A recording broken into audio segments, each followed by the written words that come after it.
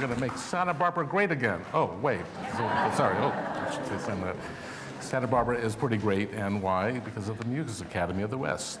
And it's a fantastic place. I think it's the premier festival now in America or anywhere else in the world. And one of the reasons we're very happy is that this afternoon is dedicated to the Helen Sperry Lee Foundation, and without them, this probably wouldn't be possible. So I wanted to thank them.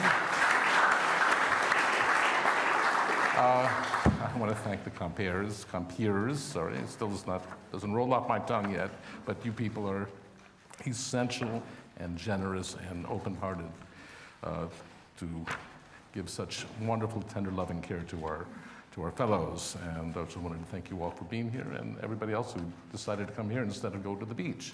It's pretty nice. It's pretty nice. We have some wonderful players today. The first one is going to play the Brahms Violin Concerto portion of it, the beginning. And her name is Ji-Young Yoon. So please welcome her and Corey Silverstein at the piano.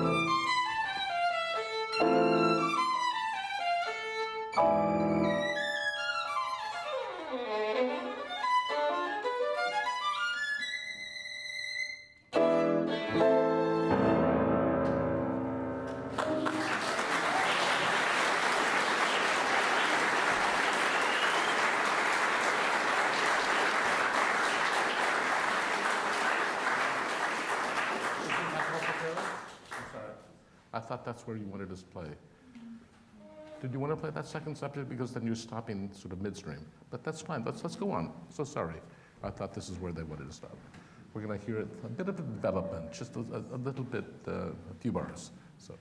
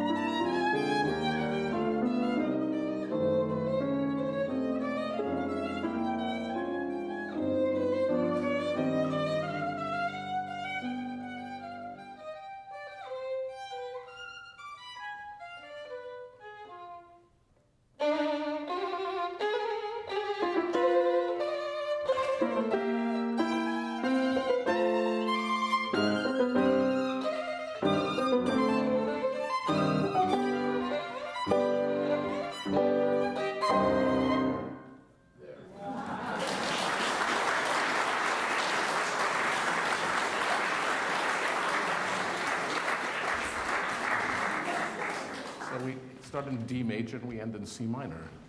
Obviously, it's still developing, isn't there? Lots more to do there, but it does return. There's a recap. Fantastically played. That's beautiful. There's always that issue of, gee, what do I say when it's that good? Yet, I always find something. It's amazing. They try to shut me up, but it's impossible. So, about how many minutes precedes your entrance to this concerto, would you say? It's very daunting because for this and the Beethoven concertos, we have about, just guess.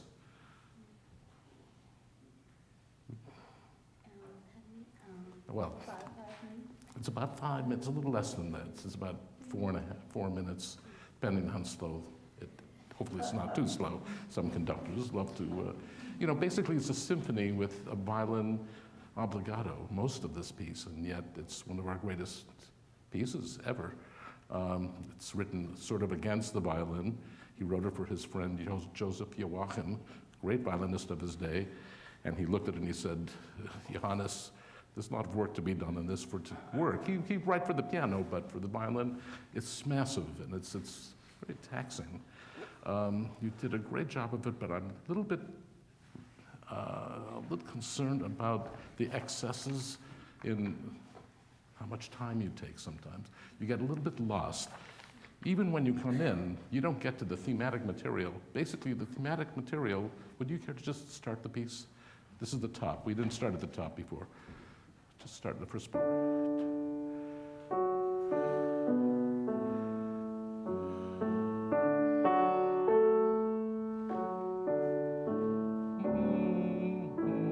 Beautiful.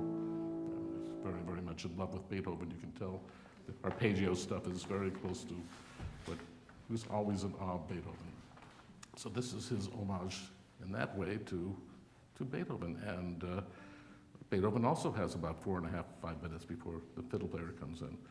And it really, what you're doing on that first page of your entrance is embellishing the thematic material that happens in the piano. And I still find that we did meet and talked about it, that I still find a little bit of self-indulgence with certain things that you're doing.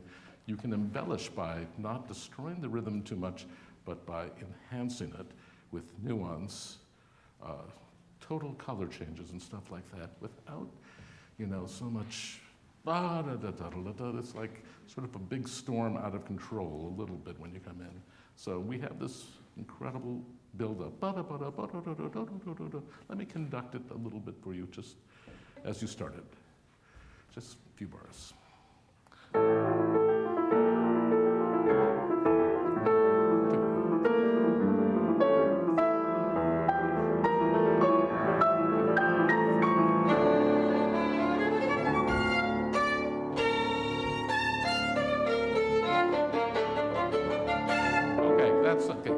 That's very much in time. But you do have stuff that you can play around with within the rhythm, right? So if you start... So I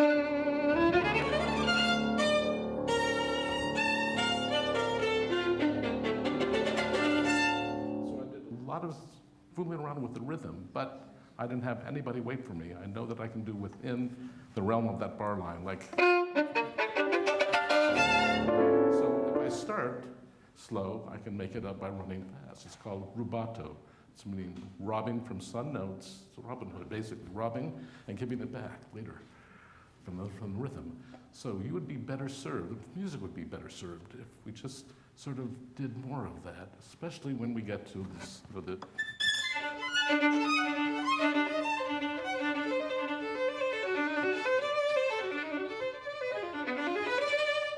what you want to do is almost like jazz, just enhance what's going on in the thematic. You've given it you're absolutely embellishing in it. So let's do the cascade. Okay, so you started. Can you start from there, please?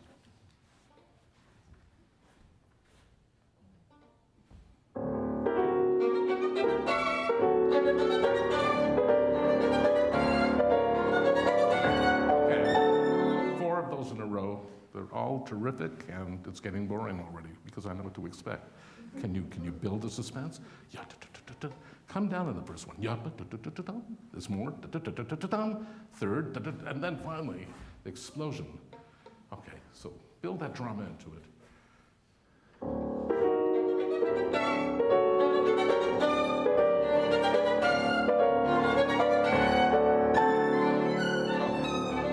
Great, much good. So you have to give such a tremendous amount of that top A, not a great note on the fiddle. Doesn't seem to always, but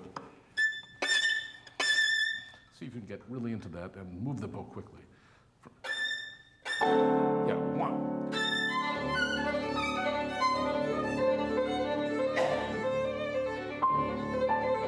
Now, 1, 2, 3. Build it now, more. Follow this line. Don't just trip him.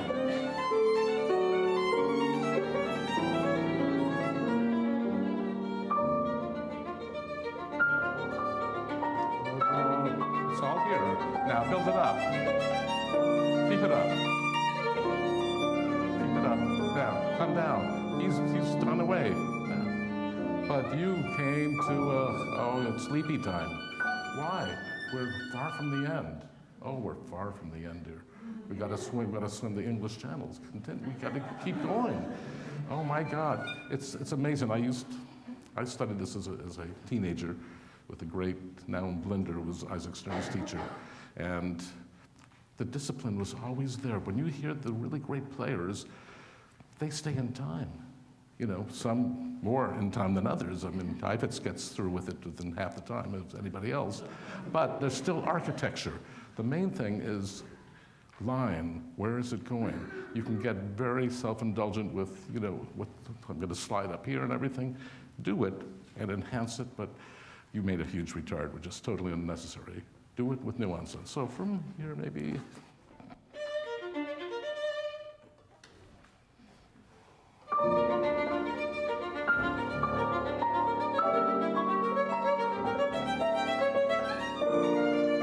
Sing it. 3, 1. Make it up.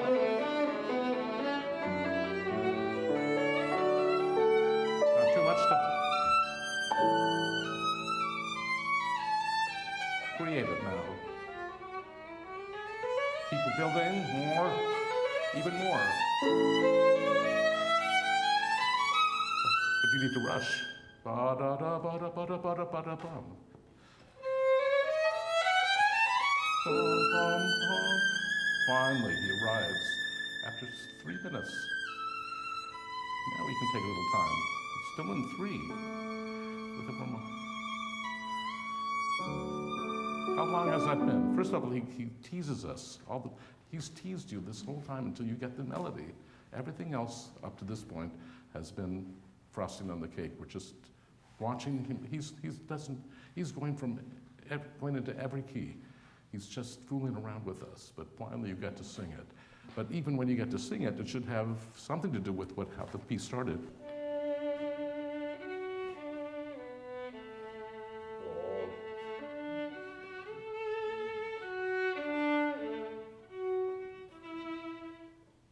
Funny what you could do with an arpeggio, isn't it? Beethoven.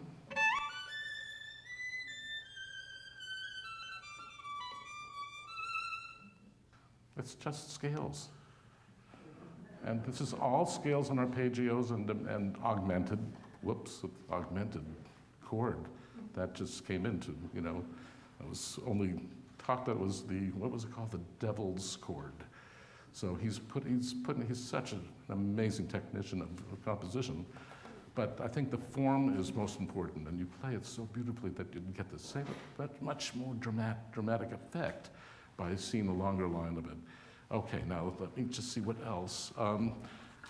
You got to letter C. So.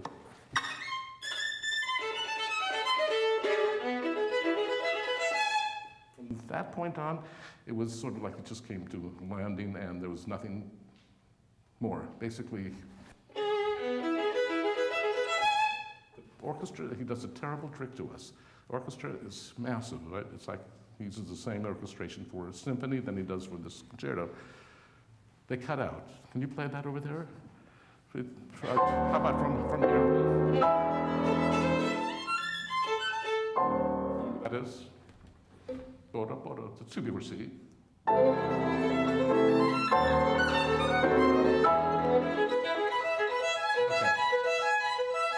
Okay, so here the orchestra cuts out for the first time, all together, and we're left in a hall of 3,000 people with a little pine box here. We can't turn it up. We don't have this massive instrument. So you have to sound like huge, not aggressive, but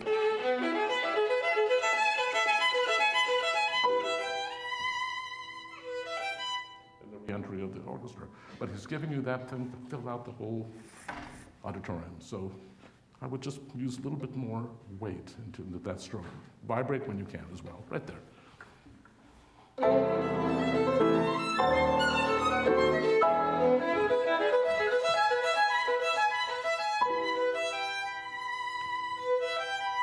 Two, three.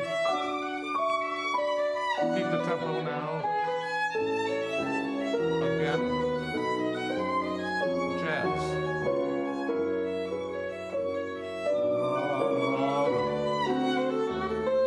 Crescendo more.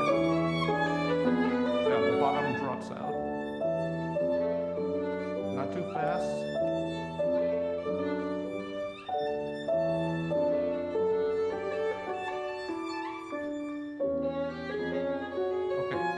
Now, you were a little too much, just you were embellishing from afar. So you had this wonderful chance to bring this. That's a great chord, but yeah, just bring that out more. So from there, please.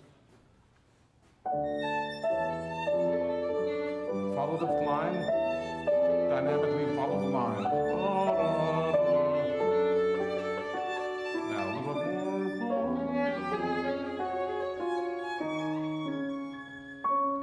More interesting to hear something that has that shape and then make the contours very subtle than to just be a free-for-all, as far as rhythm is concerned, because there is such structure in it. This is not like a Messiaen piece where, stream of consciousness. This is very well thought out, as you know. Your next entrance, you echo. You remember who's playing it before you enter? What section of the orchestra? Before you come in, I know we talked about that, remember? Okay, it's not the strings, so it's got to be winds and brass, right? Winds. Okay, so you do it the second time. Can you play it the first time?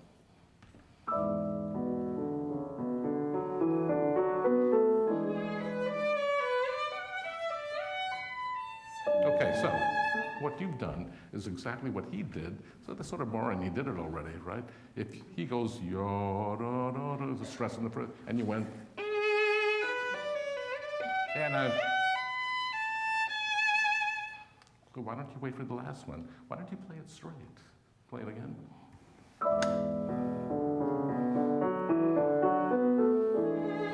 No, you're not going to do that. Hopefully you won't. Play it in tempo.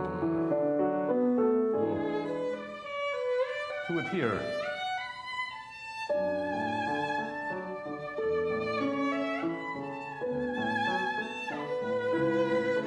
Okay, you're getting a little bit behind, so do your note.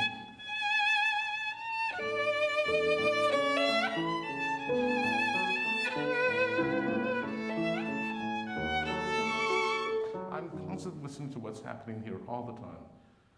It's just, I can't even think of this piece without this counterpoint that I'm just, there to help the line. Okay, one more time. Same thing. 1,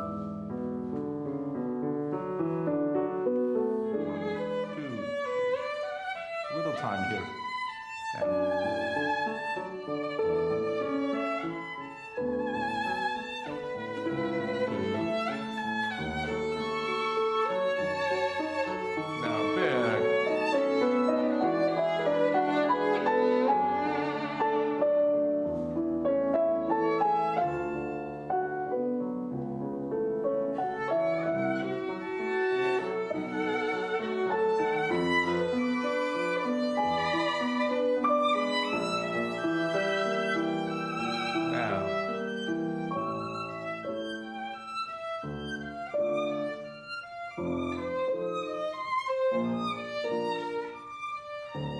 Now, you played gorgeous both times, that you just, the first time and now, but you missed your opportunity to have this reflective section here where you can actually take a little time and get lost rhythmically for the first time before the fire starts, which is coming up.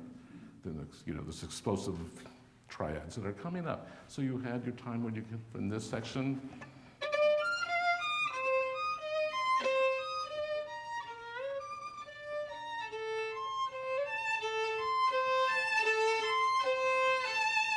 he's tearing it down, and then he's getting this intensity of this high C, So this is where you're going, but you have a chance to really reflect. Can we try it? And don't feel driven here. Oh, how about, we don't need all that, so. Lusingando.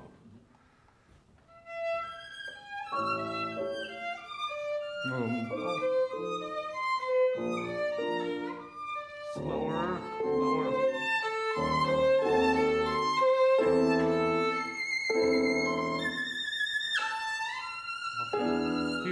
Here I actually, now I'm going to reverse my thinking here, is that you can take much more expansion here if you slow it down properly before. This, that note is the juiciest one, from the A to the F. That's where you're arriving.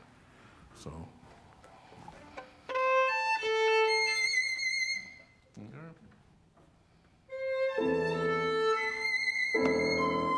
Now here. Up.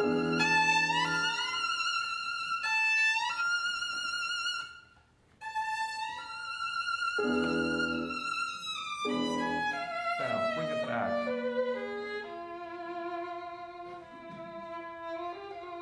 Now in dormancy. Just the right little bit.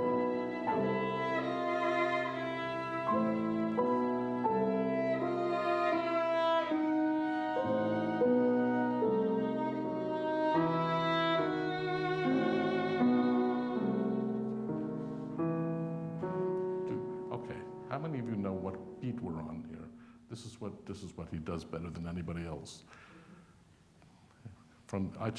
Even I have to think about, where's the one there? It's unbelievable what he does to distort where the top of the bar is. And Mazur, one of our great conductors of New Yorkville, once said, friends, never look at the bars, what bar you're, think of the whole line, forget the bar lines. And this is what, if you want that long line, you'll just forget about it. You'll just know where he's going. Okay, again from here.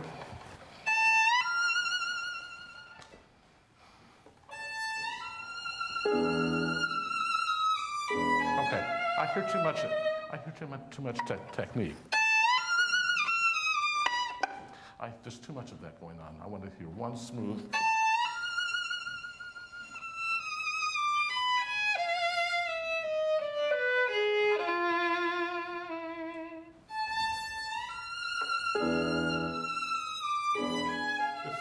It's too excited.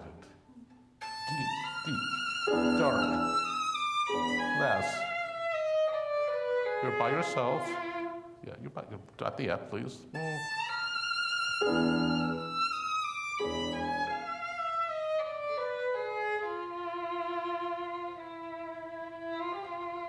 Beautiful.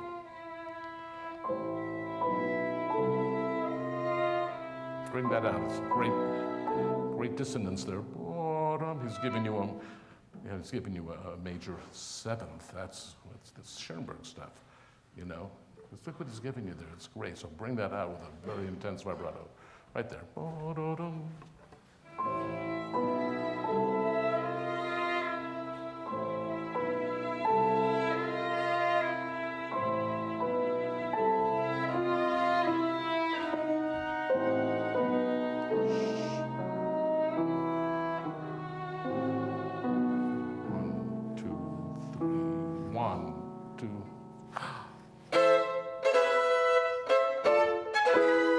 One thing that's wrong with that, you play the chords great, but you're going with a little peck there. How about just cross the sound.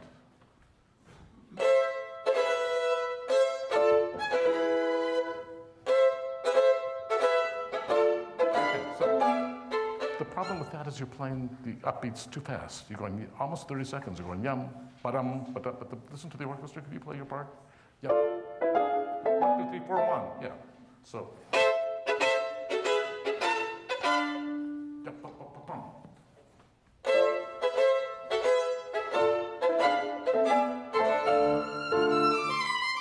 Okay. Now here he does another cruel things to us. What is he doing? He pulls the orchestra away and we're by ourselves playing. It sounds like an etude, doesn't it? You never get stuck playing that way. You have to make a complete rhapsody here.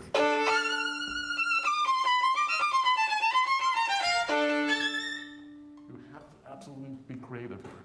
It's all by yourself. I don't want to hear like a Kreutzer etude here.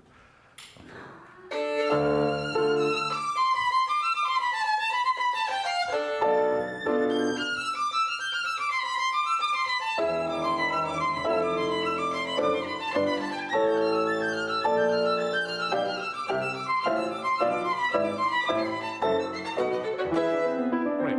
Your stroke coming down is a little picky. So sort of keep the fingers together and you get more of a piano kind of sound. Good, yeah. Not too fast. Great. Next part, the next entrance. Okay.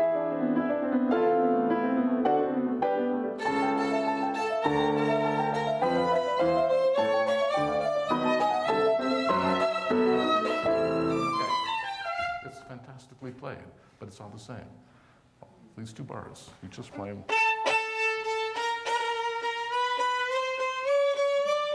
I can't dispute that it was absolutely beautifully played, except there's no drama. You're going to have to add some dynamics there. Just make it more dramatic.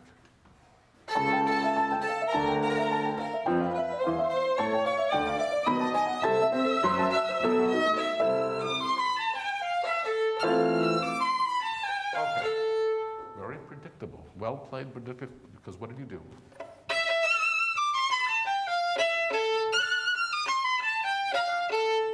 That's twice in a row, huh? Where are we going?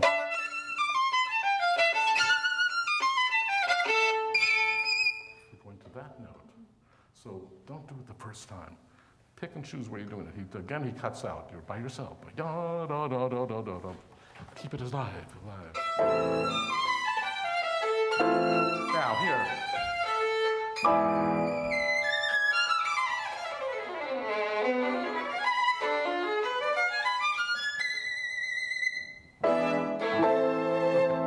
Gave us another scale work. So can you be a little more creative? Right. That's what he wrote, but it's not very effective.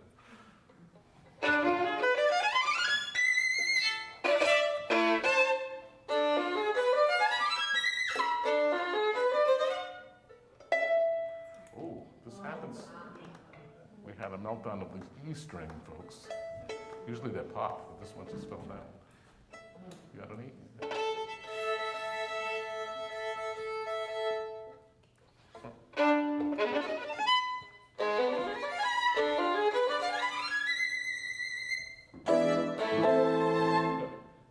I know we're running out of time, but the only other thing on this development part is I'm not a fan of, after you go,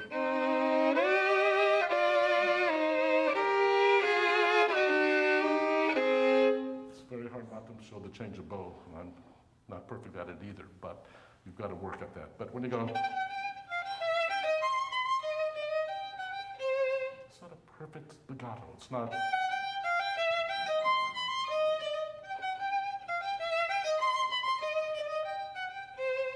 Phrase it, so you have an up and a down. So let's just, her entrance right there, please. 2 bars maybe.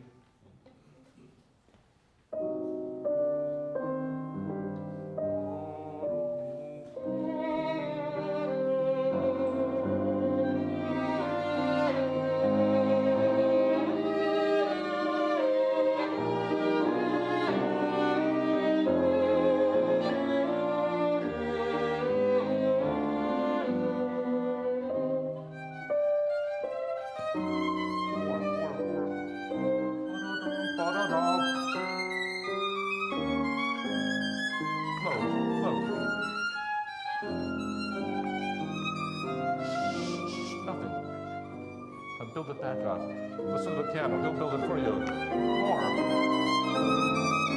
Reflect it. Again, he does it. Okay.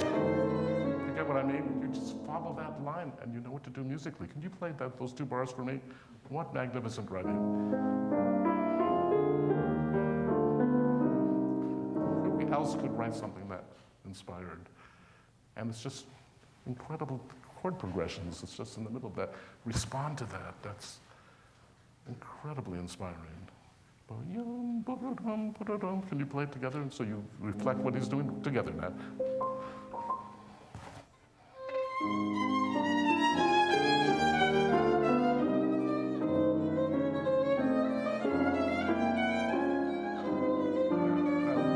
Slow it down.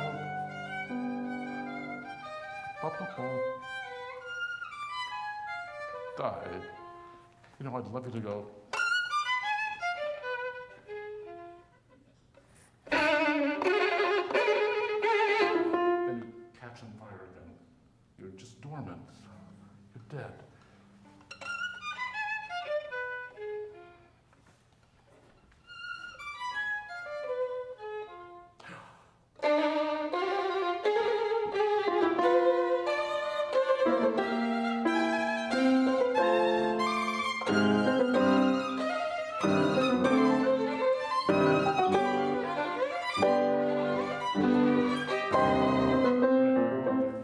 Likely to hear playing like this too often. So let's give this young lady a wonderful and a wonderful orchestra.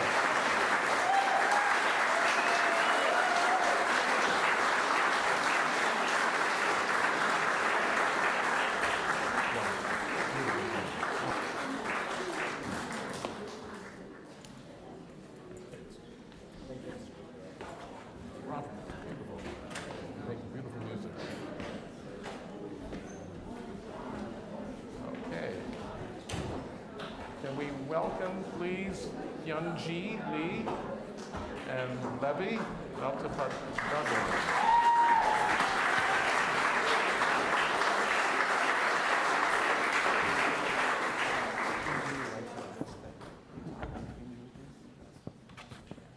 Can I talk between the 2 movements? Yeah. Okay. Absolutely.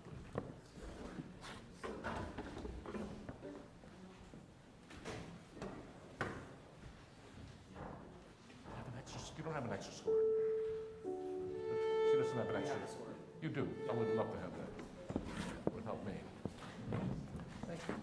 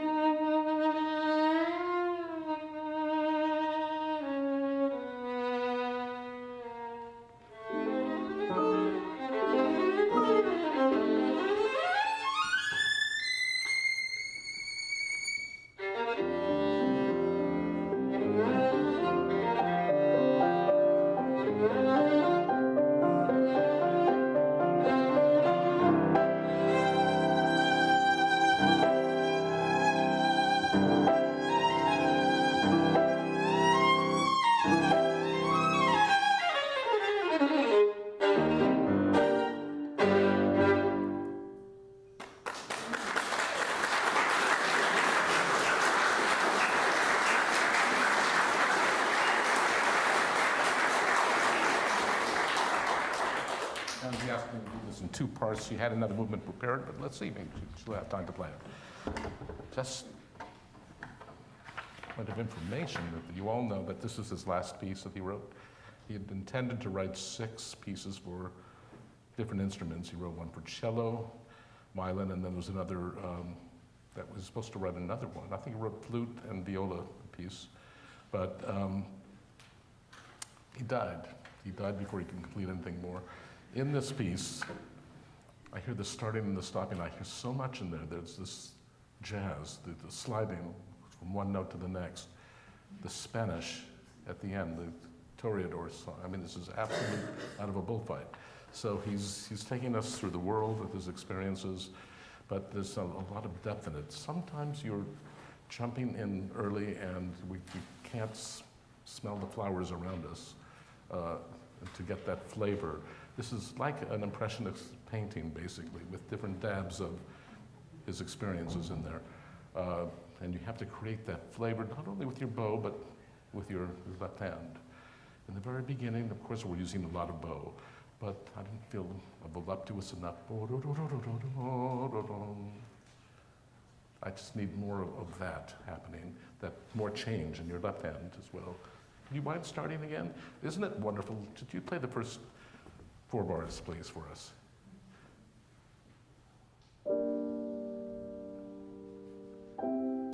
From pessimism to optimism. It's just when he does it with this incredible chord juxtaposed together like that. And can there be something really optimistic about that? Not loud, but just something, the sun came out. Just a little bit more.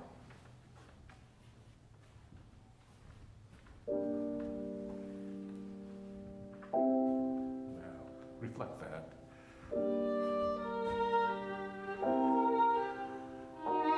That's such a, yeah, so you have this. It's not immediately, it's not in your face.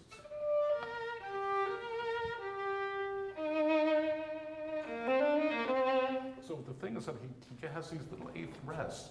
How do we come to grips with how much to wait? To me, it's not really a rest. It's a quick breath, like in a wind player. It's continuation from that B flat. So it was a little too much of a dead stop right there. One more time, your entrance. Actually, from her entrance, please.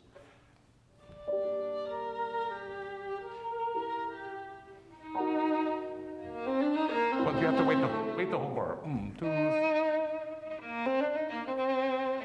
It's like he's not finished with the sentence. Right on the E flat, please. 1, 1.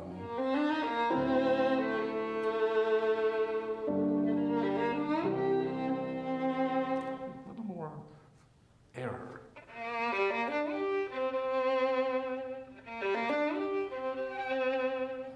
Let the bow fly. We're not holding the bow like we do in Brahms now. Just the very tips of your fingers will determine how much pressure, how much speed. Just paint like with a very fine brush. Right from here. Good.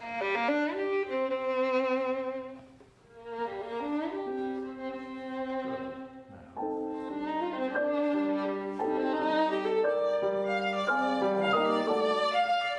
No, I'm giving you coaching on the fly here, sorry. Well, I just want it to explode. Both of you. You can actually play a little bit more. I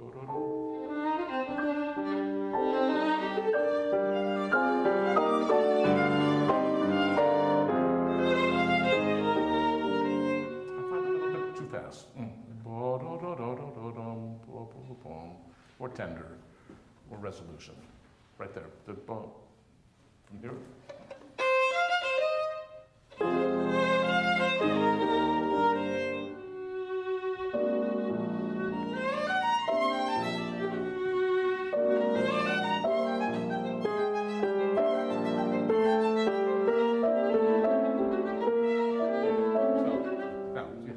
Say, hey, this is what he wrote in the piano part, and I'm in that middle register.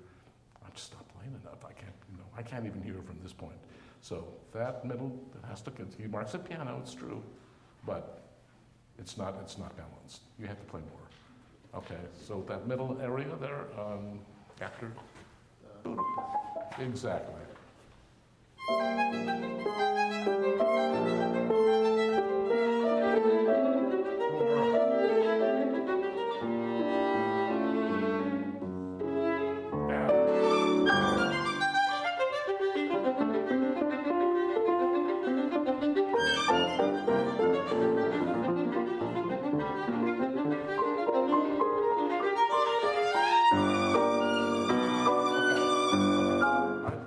Personally, I feel that this has to be slower. Let's get down. So 2 bars of halting tempo, then let's go on with it. It's an appassionato, okay? So let me take it from here.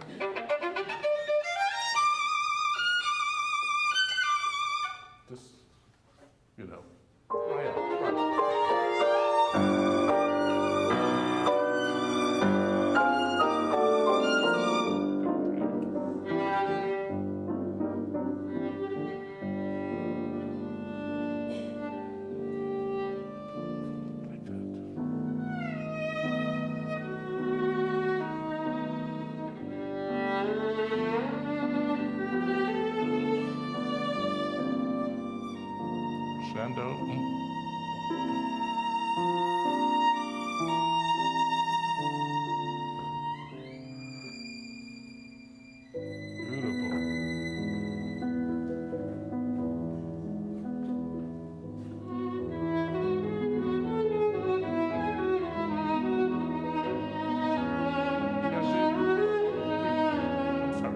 Talk about that bowing, I know.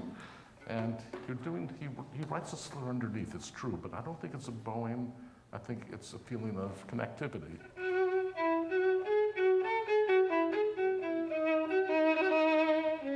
The sound down here is a little compressed. The top of the bow, you got this.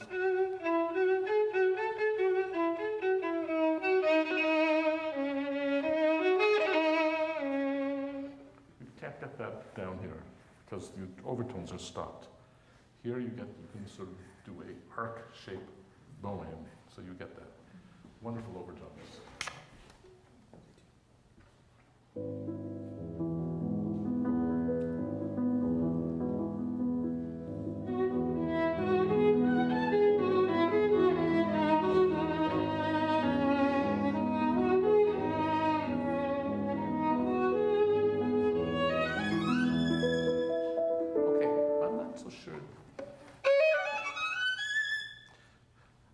So much of a slide that I'm not really apparent. It's not, the 3 last notes are not really very clear. Can be a little clearer. This slide from here.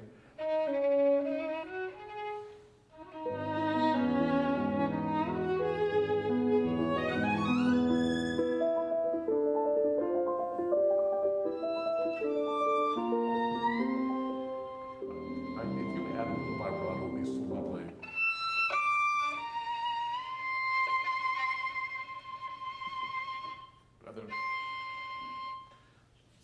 Sounds dead. 2 or 4 bars. No. Yeah, he's going to do 4, and then you're going to come in.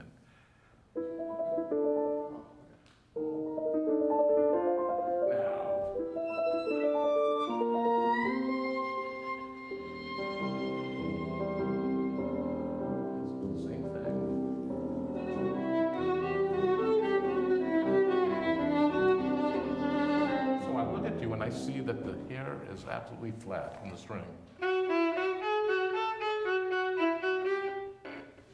If you use all the hair, there's no sound that can escape. It's going to stay right there. If you turn it sideways, it's like a brush, like a soft brush. But you can't do so. You have to sort of turn your bow inside out a little bit and just get this flavor.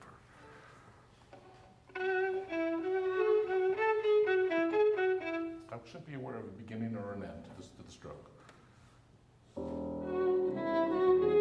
Second one, thank you. Second, you're right. Hello.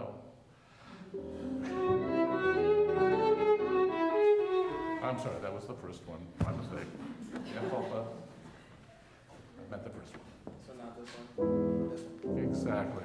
Isn't that great, the difference though? Play the first chord.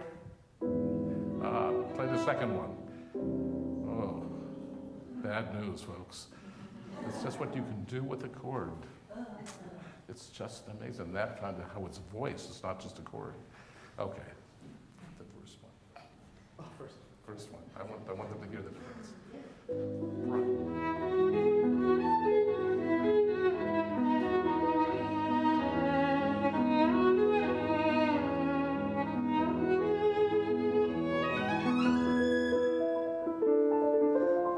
Let it go.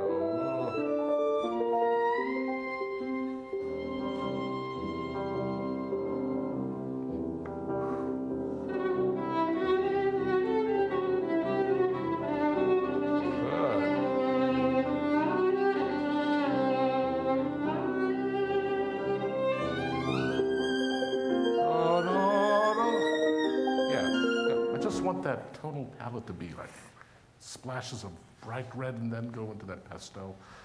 That has to happen quicker in this music. You have so little time to accomplish all that. So the moods have to change drastically, but exaggerate those differences. The vibrato gets warmer up there too. Right here where you stop.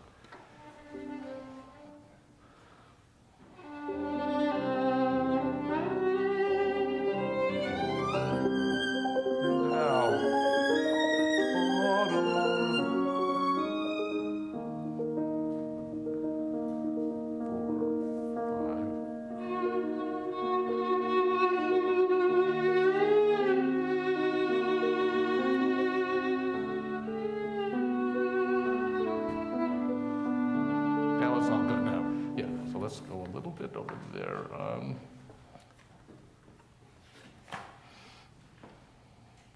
Actually, I just want to hear number 4 again. It wasn't really clear your timing on the open strings, this one. Be aware of what's happening in the piano at all times, because we're playing around with, rubatos there. Number 4. You have number 4 in there? No, I haven't mentioned. Okay, it's just where, so it's the double bar. You're going. Oh, okay. Okay, good. And then it's later, a tempo. Okay.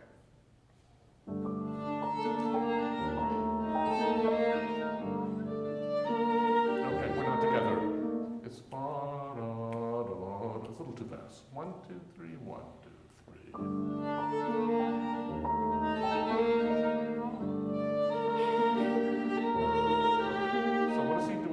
Accompanying, then it's your baby, right?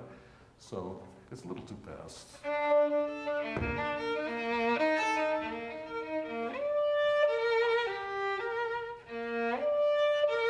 would use a separate bow. So, hey, you're singing it here. It's your time. It's just it sounded like you just apologized. We don't want that.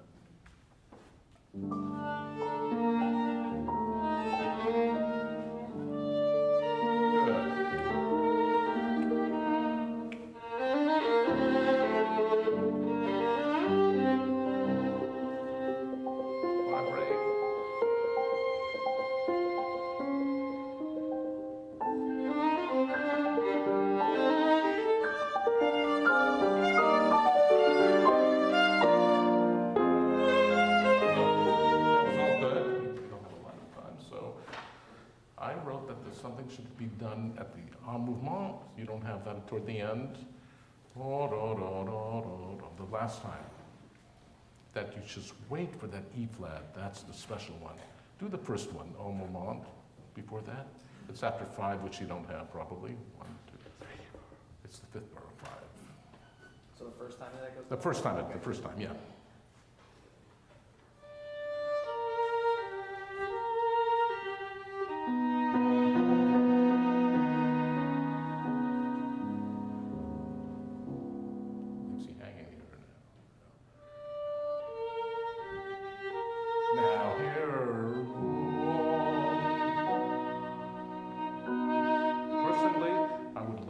Change if you want.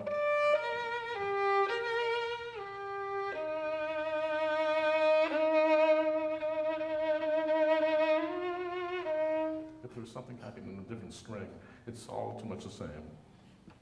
So, Second time or the first? second time.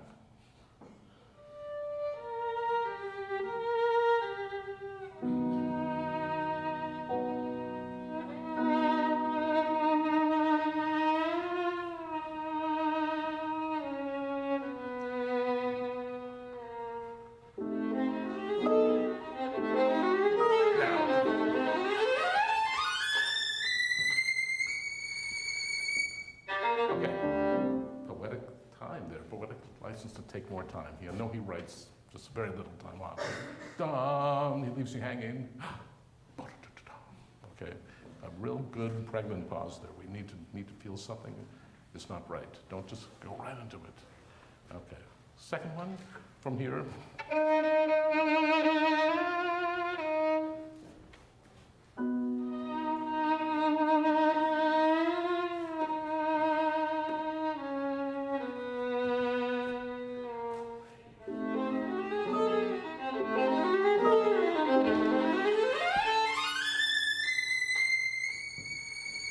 Wait.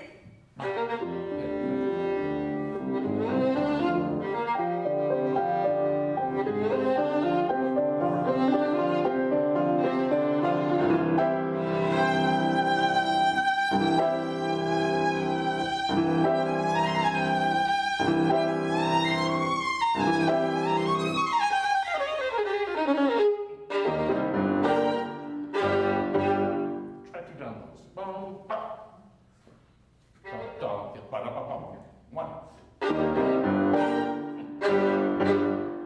It's more dramatic. Boom, bum, but counts. Yeah.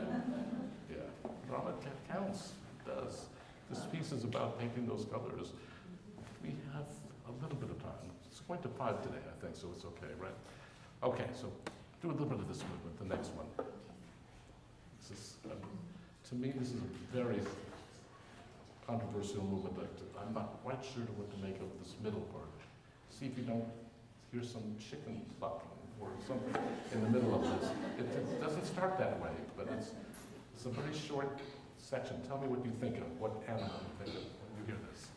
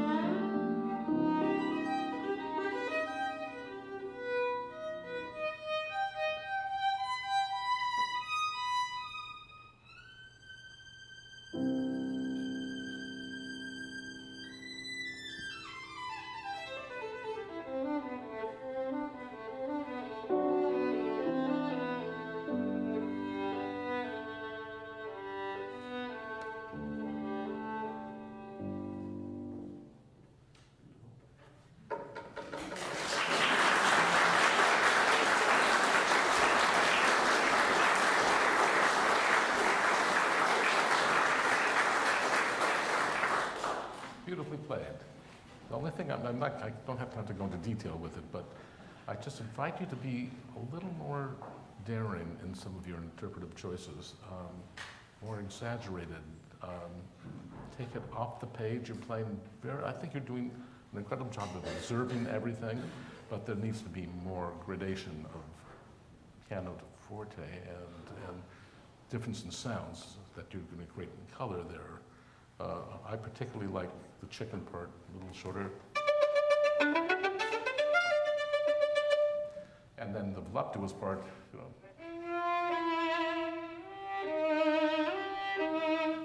that stuff has to be, it has to quick change totally your emotional state when you play this piece. To feisty and to rhapsodic, it's just, like this.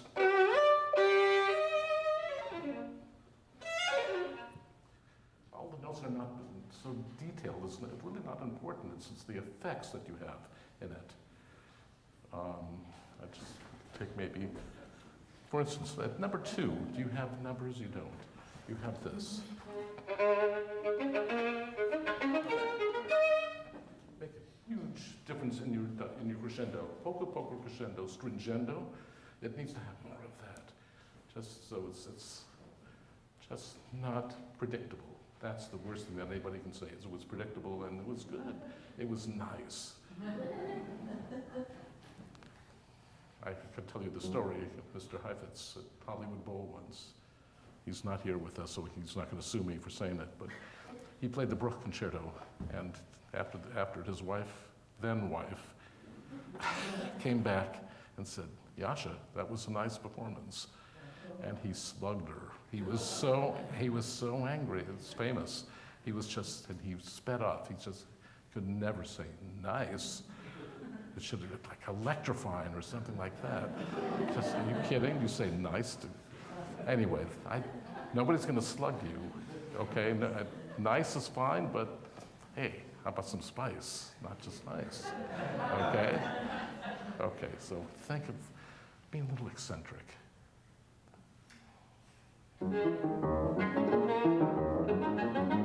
Crescendo.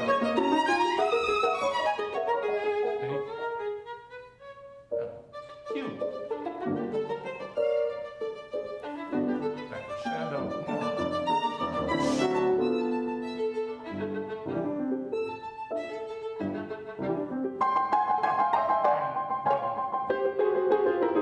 Now seductive.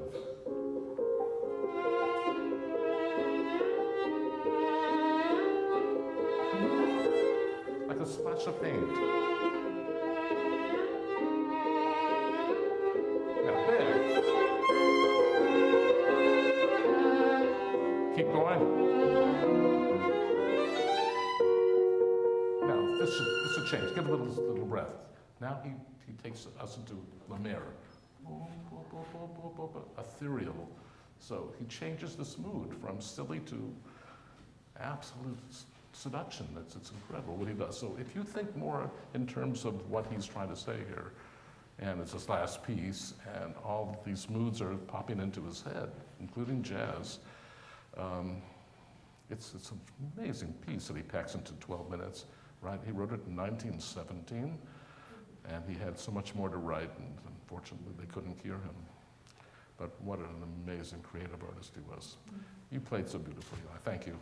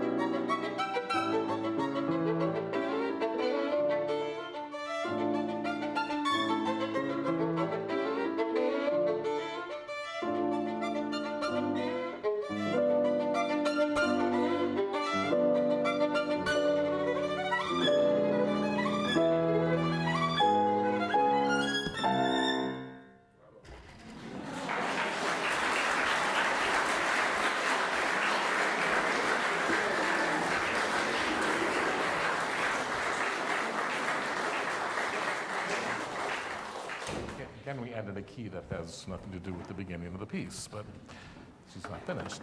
Okay. Beautifully played. There's some wonderful things that I think I might steal from you in that development section. Very nicely done, kid. Okay, so we all steal from each other. Inside information there. You know, the thing about this piece, and everybody is very self-indulgent about the beginning, pretty much. The old-timers are not. They feel that this is connected. Your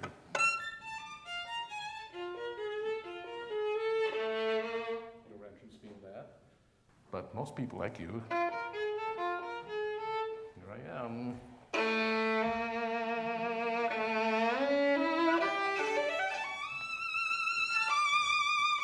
Nothing to do with anything else that, I mean, yes, he wrote a little cadenza, but I'm not, you're in a huge population of people who do that. In other words, how do you connect that a substantial amount of bars? We have, let's see, 19, 20, 22 bars of preparation for this, but then you come in with absolutely no semblance of the meter that happened. It'd be interesting and refreshing for you to try it in an actual little bit more in time. What do you think? You want to just try it once that way? So, can you give us... Prepare it. Now,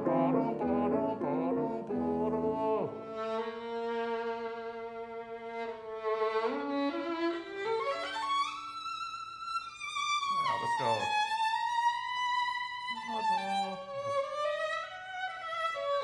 Okay, now there are little resting spots that you can do without destroying the architecture totally. I love what you did in the beginning, so I invite you to take the time on the up bows. Very balletic. This is typically what happens in his pieces. So from here at the top. Yeah.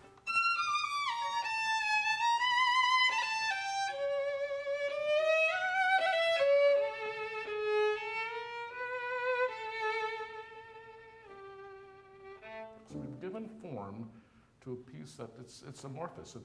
There's nothing here. It's just, there are bar lines, believe it or not. It's interesting that he did write it in bar lines and not as a typical cadenza. In his ballet music, he wrote cadenzas for the violin, sometimes without any bar lines. But here he wrote the bar lines, and it's interesting. He wanted some form to it. Yes, it's your baby, but still, let's make an architecture that makes sense of bringing everybody in to the piece. So, one more time.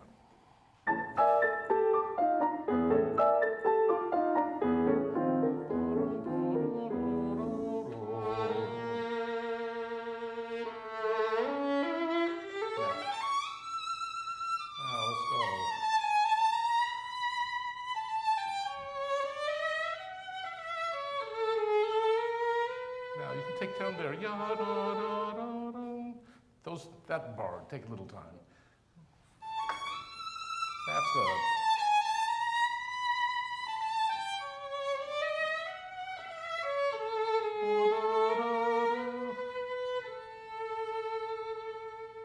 That makes much more sense to me. Thank you. And it's very little adjustment on your part. It's just that people feel sometimes that it's a free-for-all is more interesting than actual structure, and there's something to be said for the structure of it, the fact that he really wrote it out like that. And he wrote all his cadenzas. A lot of pieces, they say, write your, Brahms concerto, he didn't write a cadenza. This guy wrote it, so he was not a control freak, but he knew what he wanted. So, yeah, so I find he was a repeat freak. His stuff is continuously repeating, so we have to work hard to make it sound, for instance, this part that you played, it's exactly repeated verbatim, practically the same way. Second time, you made a nice difference. Leopold Auer came along after saying that the piece was unplayable 4 years later and wrote something much harder And he said it was, yeah, he refused to play this piece, the Boldauer, and basically his students start sneaking around and playing his piece. They did. He said, hey, hey, teach, it is playable. So what did he do? He says, okay, I'll show you. He says, okay, I think the piece is now playable, but I'm going to transcribe it and make it harder. So what he does there is he puts you up an octave the second time, because he was also one of those who believed that it should never be repetitive, it should never sound repetitive, never make the audience yawn or snore or whatever. You'd never want that to happen. So all his students came out playing fast. That must have been the reason. Okay, so I'd like a little bit more connectivity with your over here, dynamic connectivity. It seems a little bit sporadic where you were doing that. So do you mind just playing it from letter A? And I'll show you what I'm talking about.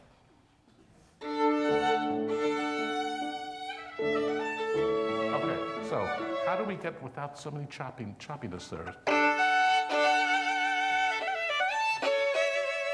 Maybe if you broke it more, it would sound, instead of ba-da-da-da-bum, we got to complete that phrase. Okay,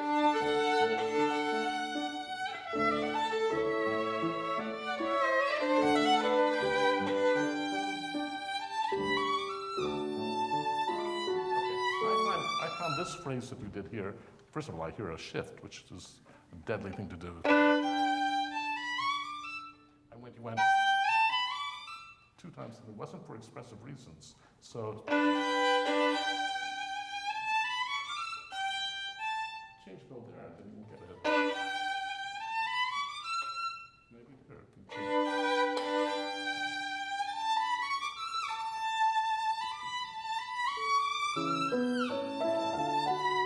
Good. And go on, go on.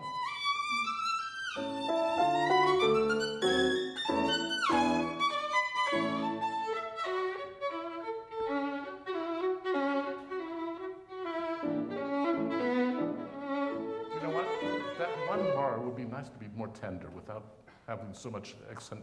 You feel electricity that you're doing there. Then start building it. Let that bar sort of sleep a little bit.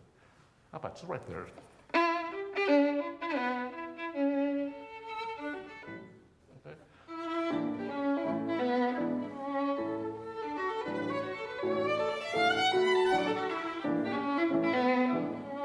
Okay. I find that one bar, both times, a little bit manic. You have plenty of uptime here, so take it easy there. Same.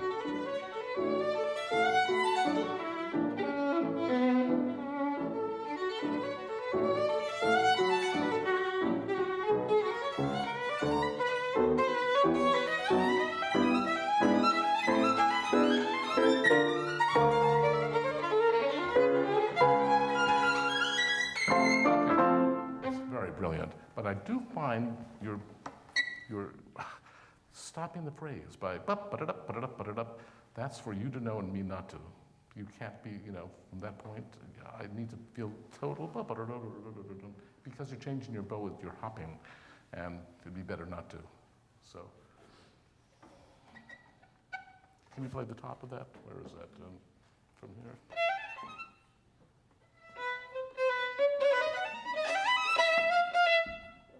Is that the wrong one?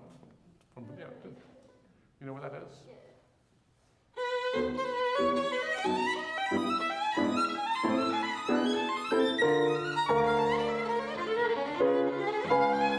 So, because of the bow change, you get confused.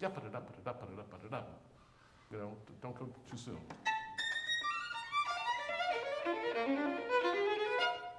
Very clean. Okay, 1/3. No, just from here.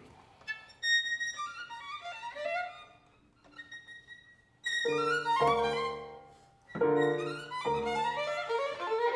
so this is very apparent that you probably practice this, but you never managed to put it together without hopping.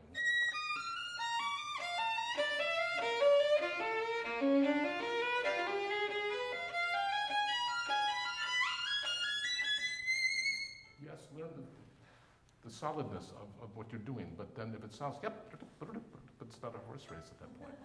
Okay, it's just a bowing. So try to glue it together. Okay? Right there. That's fine. Ba-dum, ba-dum, from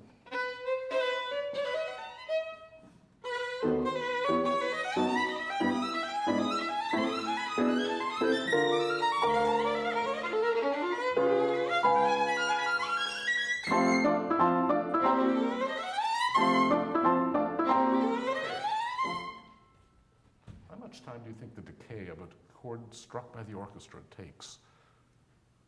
What I'm saying is when the orchestra goes bomb with the big chord, the whole orchestra plays, and you come in here, do you think anybody in the world will hear that? So you have to understand that orchestra plays a chord like that. It's going boom, it's going to last over a second. So if you come in, you've got to hear yourself. Really play a big note on the C. Ba-dum, ba-dum, ba-dum.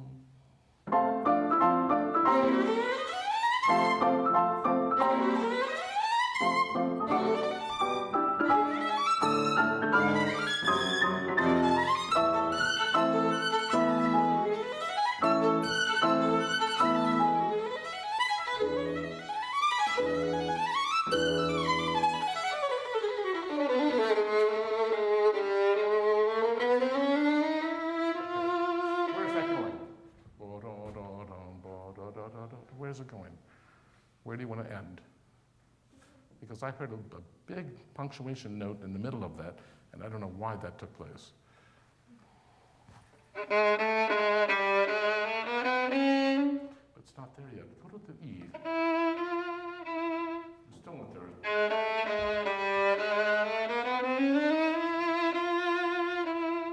It takes so long to get to the point, doesn't it? But we can't make it worse than it is. It's not that it's worse, it's just that he's excessive with his making a point. So we can help him with the flow of the music, okay?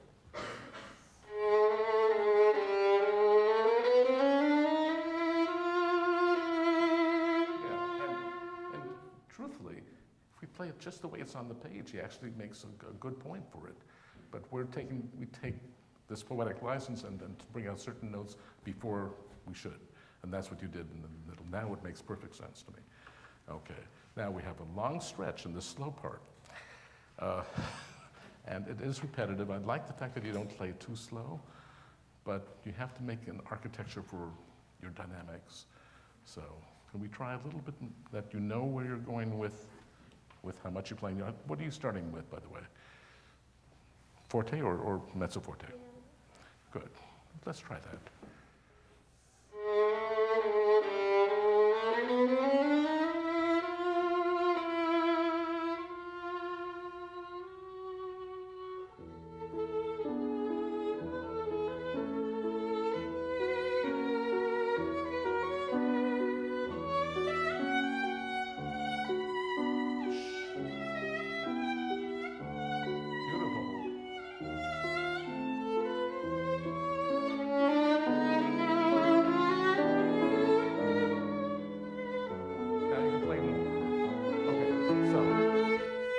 Why can we play more here? Just give me one good reason. Can you play the first time we did it just by yourself? Chuck, chuck. Can we play the second time we do it? Look how busy that is. And in your register. So now we know we can't play the same. The beginning, we'll take that. It's absolutely perfect. So let's do the second one now. A little bit more.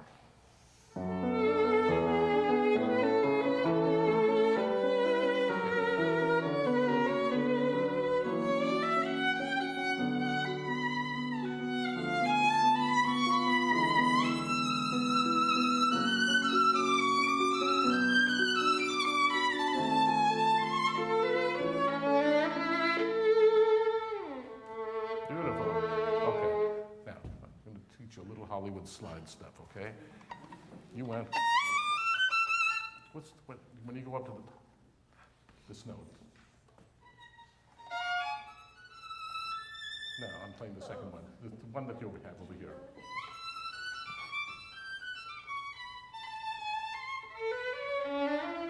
which is on the E string over here. Let's see. Over here, this one. Play from here, please.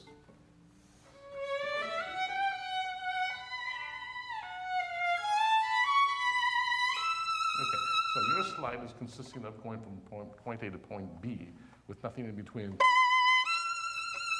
which is nice. It's clean, it's fine, it's nice. That's, if you put a little bit of sizzle into it, then you'll get that.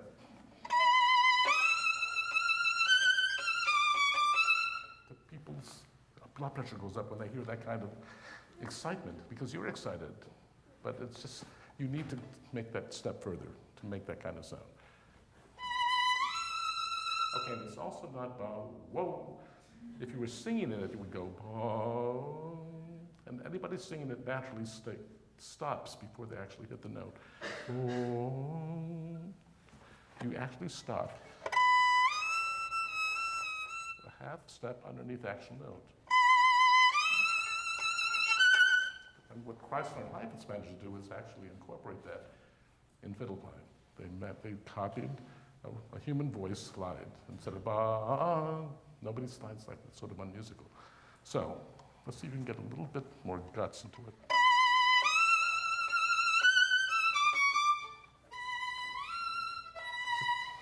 So it doesn't start on the note or right beneath it. You sort of start in the middle, and then stop.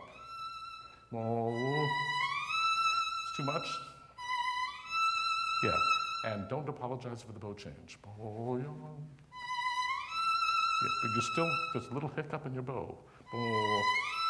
Yeah, be shameless, go for it. That's better, yeah. Yeah, so when you change, the change is honest. Don't go, whoop, I'm sorry. That's none of it. Make,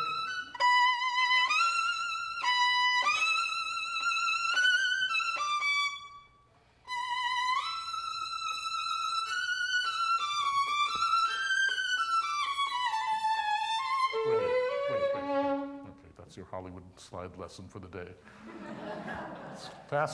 It's quickly disappearing with the advent of computerized music from films.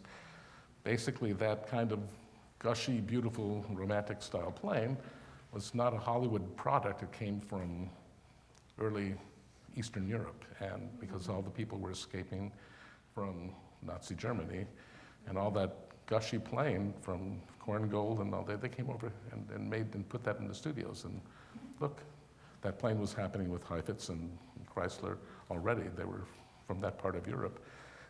They brought the Hollywood sound. So when you think of it, it's cheap, it ain't cheap. It's just the way people were playing. And it's sadly missing from a lot of performances I hear now. Because all they were doing is imitating the human voice. And that's, in this piece, essential. What you need to do is, it's an aria on the violin. Listen to a really great singer and how they scoop up to a note, and you'll hear it. You have to be really observant, but that your playing changes. Instead of being just a technical back and forth, exercise in math, it's not. It becomes alive, and you're really doing the most natural thing you can, imitating the voice in your own special way, of course. Beautiful playing, my dear. Just beautiful playing.